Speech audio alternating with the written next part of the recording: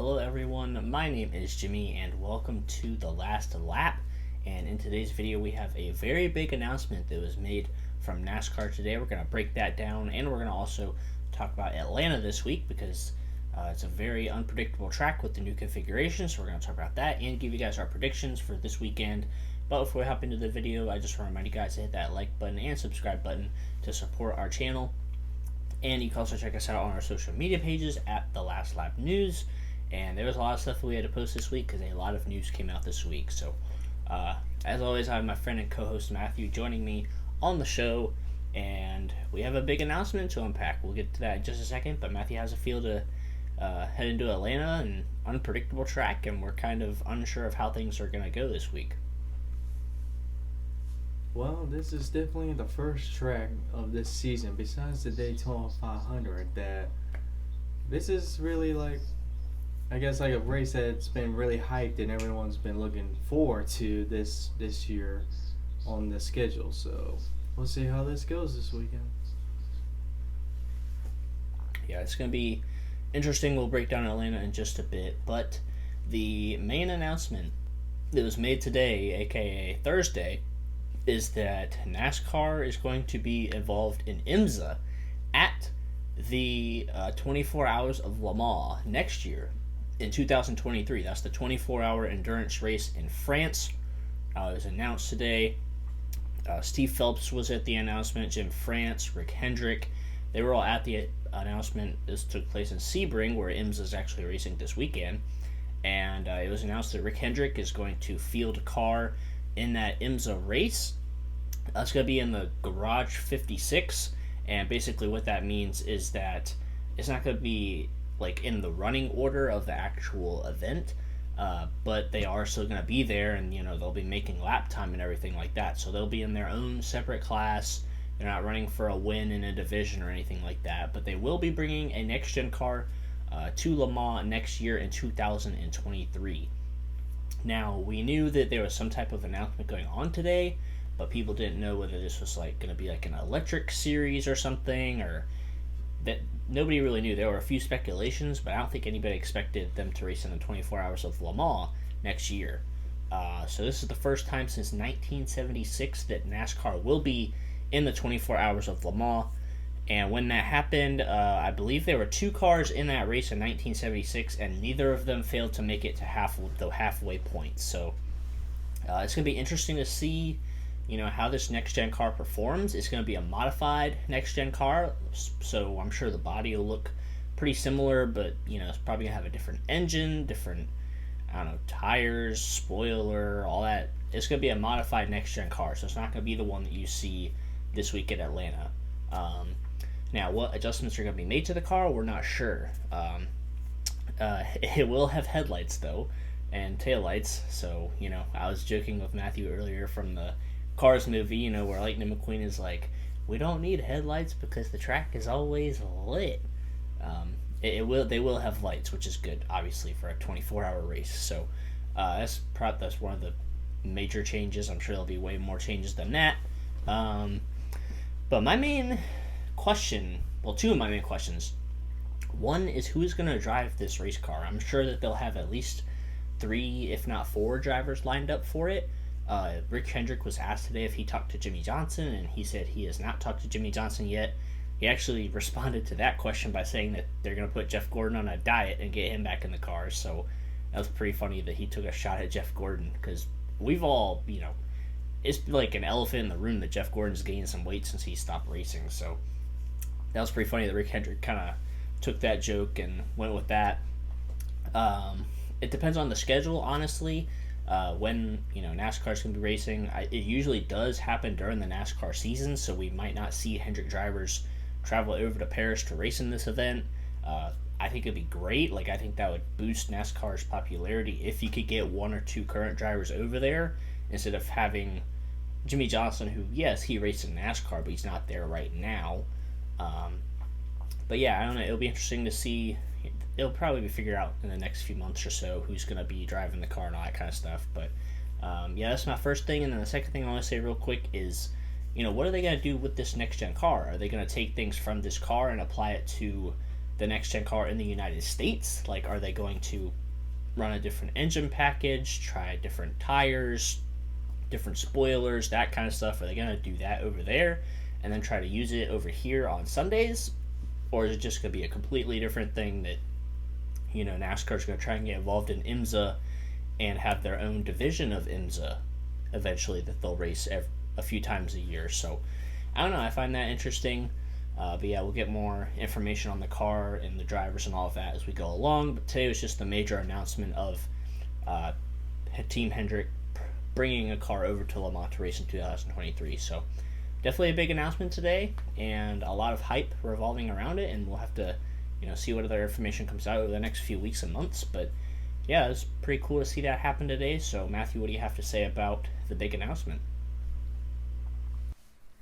Well, this was definitely something I did not expect. Of course, we heard about NASCAR and IMSA teaming up for this announcement, and my original thought is they're gonna make the electric series that they kept talking about recently.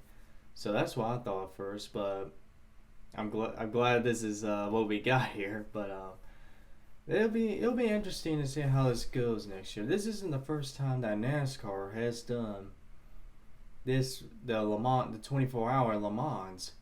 The first and only time this has happened was back in the 70s, and it's from what I've seen, they didn't even last like the whole halfway through. So, but that was back in the day. So I think with all the technology and with this new car and today, I think they'll be able to finish the race. Um, as for like who can drive these cars, I think Jeff Gordon, Jimmy Johnson are definitely possibilities. If you have to pick a current driver, which depends on the schedule next year, I think it needs to be Kyle Larson, because we all know Kyle Larson. He can drive anything basically. He can drive dirt cars, stock cars, open wheel cars. It seems like. I think he of all the current drivers, he needs to be the one that should drive this car. So that's my opinion. Dale Hart Jr. to get fit in there. Maybe even Tony Stewart. I mean, I know he's a Ford guy, but maybe they'll let him get an exception there. But or maybe AJ Allmendinger. He's a road course expert. He'll fit great with that track. So that's my opinion of which drivers they should go after. Um, It'll be interesting to see how the modifications are with this next gen car, how different it'll look compared to the normal ones we have now. Maybe they'll raise the cars a little bit higher, so if they do spin out, they don't need a tow truck to go all the way back to the pits. Because if anyone's raced Gran Turismo or seen that track, that's a very long track.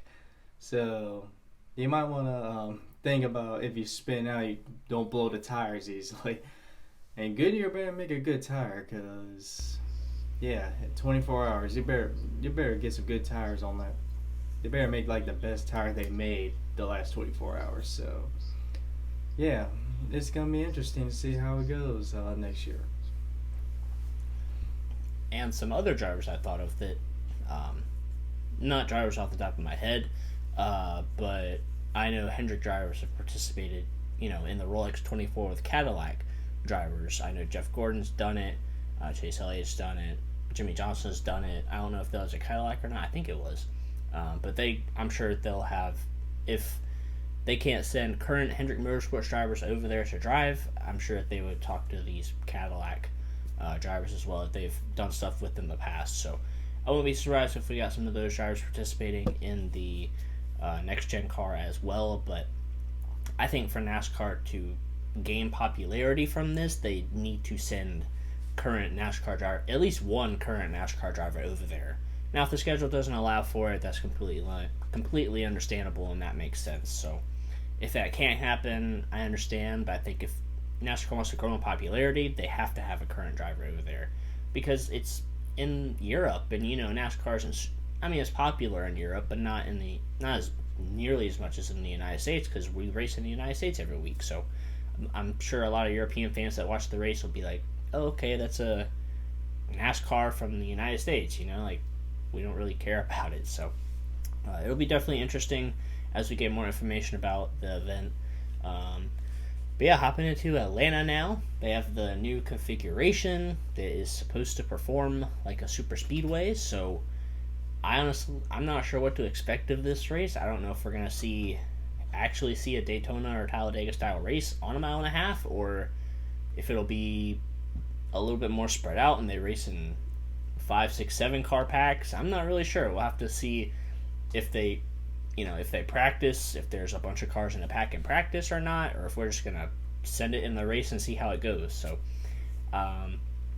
as far as a few picks, well, I'll let you give your picks first. But what are you expecting to see out of the race at Atlanta? Do you think it's gonna be like a giant super speedway, like a giant pack of 30 cars, or if it's gonna be small packs, or a little bit spread out? What do you think that the racing's gonna look like at Atlanta this weekend? I don't know, to be honest. I think it's just too unpredictable to really tell. It's going to be exactly like Daytona Talladega, or will it be basically like Atlanta with the 550 package? So I'm not really sure, to be honest. But as for my drivers to look out for, I'm going to go with both Roush Fenway cars, Keselowski and Chris Buescher, because if we are thinking that this is going to be like Daytona Talladega, they're going to run really good, and because that's what they did at Daytona, which they won both duels. So I'm going to keep my eye on Buescher and Keselowski. I'm also going to keep my eye on Bubba Wallace, because he's also an amazing super speedway racer as well. I mean, he almost won a Daytona 500 this year. He won a Talladega last year. So I'm going to look at Bubba Wallace. And then I guess I'll pick one more driver to look after. Austin Cindric, yes. I mean, he just won the Daytona 500. He's been like the king of practice and qualifying so far. And if it's raced like Daytona Talladega, maybe. I think Austin Cindric's going to be out there with the other Penske cars. So I'm going to look after Austin Cindric. So I'm going to do for my picks, I'm going to do like a driver that you would look out for if this was supposed to be kind of like a quote-unquote normal Atlanta race. A driver that I would look out for if it's going to be more like a super speedway race, and a driver that I think would be good at either option, whether it was like a super speedway or a normal mile and a half. So the driver I'm going to say to watch out for, if it's a mile and a half style race, is obviously Kyle Larson. He seems to be one of the faster drivers on the intermediate tracks this year, as far as Fontana and Las Vegas are concerned. The driver I'm going to say look out for if this turns out to be like a super speedway race is Denny Hamlin, because he is obviously very good at super speedways, has 3 Daytona 500s, 1 at Talladega, all that kind of stuff. So I say watch out for him if this is going to be more like a super speedway race. And like the hybrid version, I'm going to say watch out for Ryan Blaney, because he won at Atlanta last year with the 550 horsepower package, and he was pretty good on the intermediate tracks last year in general. And he's also a very good super speedway racer as well. As we know, the Fords are very strong at the super speedway races. So I'll say Ryan Blaney is kind of my hybrid pick of pretty good at super speedways and intermediate tracks. So those are my 3 picks. Yeah, it's going to be interesting. It'll be an interesting race review on Monday, I'll tell you guys that for sure, because we really don't know what to expect. So, Matthew, do you have any other closing thoughts before we go ahead and wrap the episode up? Not really. We'll just see how Atlanta goes this weekend. If it's a disaster or is it a success. I'm going to go into this weekend with an open mind, because I think the car has a very good chance of, saving this style of reconfiguration, because reconfigurations in the past haven't been great, but granted that was with the Gen 6 car and the 550 package. So I think the car in the package has a chance to save this reconfiguration, but we'll have to see how it goes. Our race review will be out more than likely on Monday, so you guys should stay tuned to our channel for that. Stay tuned to our social media as well, as we provide updates throughout the weekend. But until next time, we will see you guys in our next video.